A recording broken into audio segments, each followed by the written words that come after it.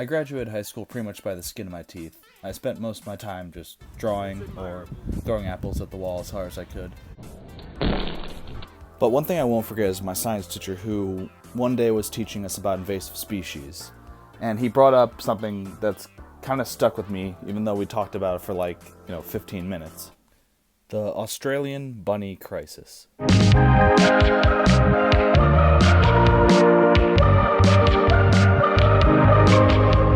You guys remember the Australian emu war, how wacky and weird that was? I find this one to be even weirder.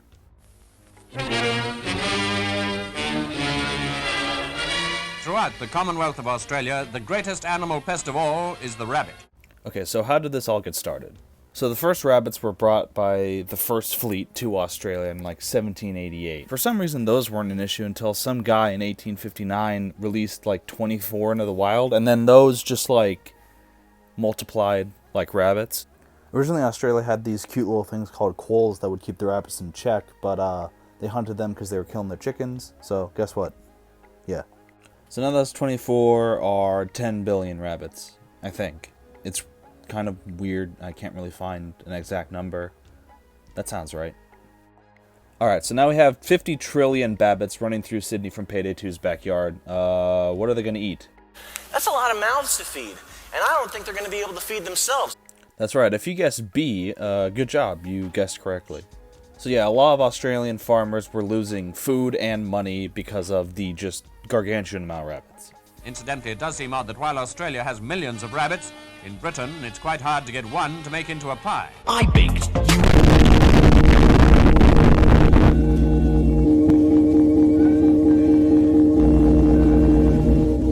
This is my favorite part of this. Listen to this narrator. It's certainly a big roundup, and here's where the fox turned up. They nearly drove him into the trap, but he just got away.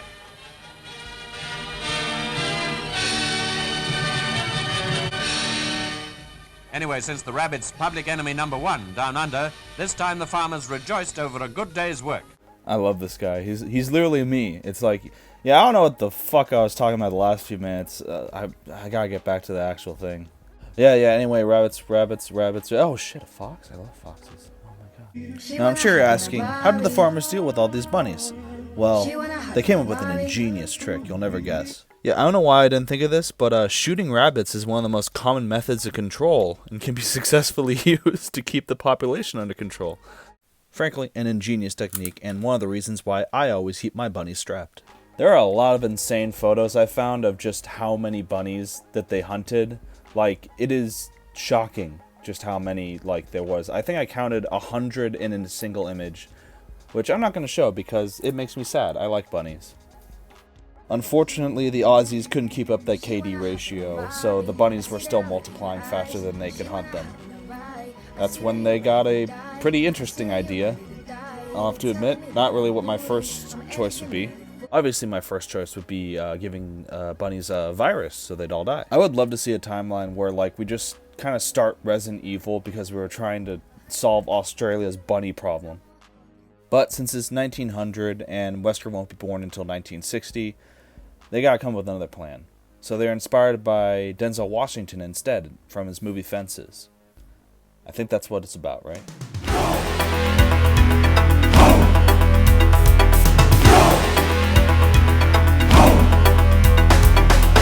Now, I'm sure you're like, oh, Jack, so what? It's just a giant fence? What's impressive about that?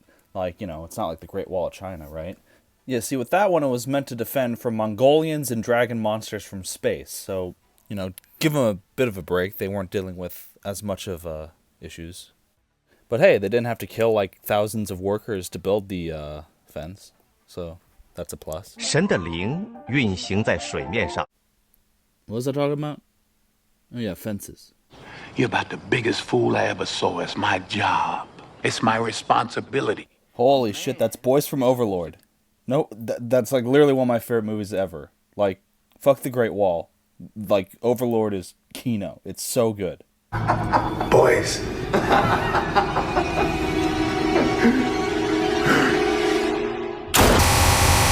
Alright, back to it. But for me at least, something about the bunny fence wall thing just kind of has intrigued me for years. I first brought it up in this video. please look up the Australian bunny wall. It's probably one of the most insane things you'll ever read. I love you all. Goodbye.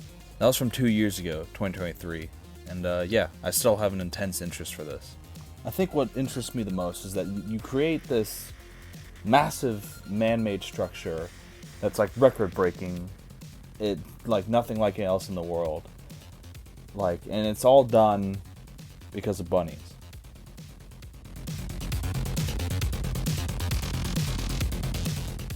I feel like this video may even come off as dragged out or like rambling, but I can't emphasize this enough that we have made walls to keep out foreign invaders, like predatory species, which guess what? I learned during researching this that there's a dingo fence in Australia, and that's even longer. It's longer by like 2,000 more miles. For dingoes, it makes sense, okay?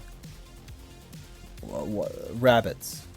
I get it's just, you know, a wire fence. But we have made a man-made marvel solely for the purpose of keeping us safe from rabbits. That to me is absolutely insane.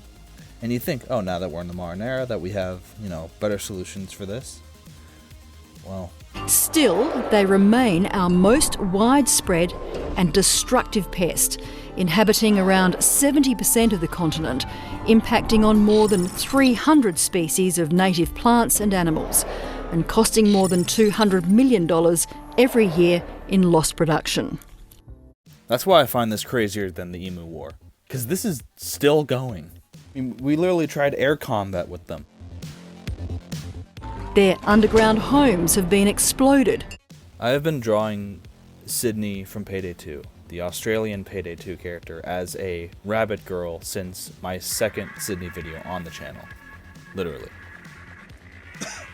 Ever since I started, I've always come back to thinking about what my science teacher, who literally did look exactly like John Malkovich from the movie Rounders, it's kind of weird. And also, he was into poker too, which maybe he was John Malkovich from Rounders. It's always stayed with me. Every single time I draw a Bunny Sydney, I think about it.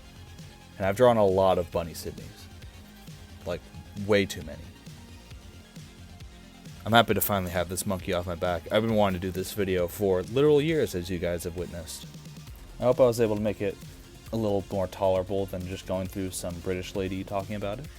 You know what's better than a British lady? Some autistic guy who can't really speak that well, but still makes YouTube videos anyway. I